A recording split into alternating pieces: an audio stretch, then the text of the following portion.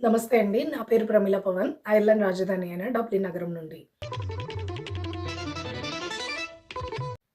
ముందుగా Stephen street shopping centre రీడెవలప్‌మెంట్‌కు వ్యతిరేకంగా Grafton స్ట్రీట్‌లో వందలాది మంది నిరసన చేపట్టారు.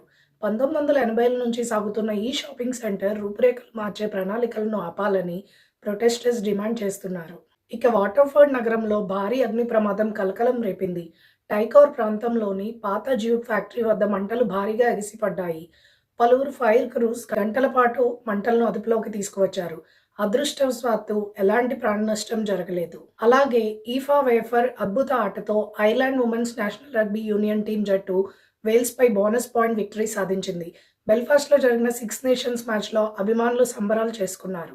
ఇక విద్యాశాఖ ఖర్చులు పెరగడంతో ప్రభుత్వ శాఖలు స్పెండింగ్ తగ్గించాలని మంత్రి జాక్ చాంబర్స్ తెలిపారు. ఇవే ఈరోజు ముఖ్యాంశాలు. తిరిగి రేపు మళ్ళీ కలుద్దాం. నమస్తే.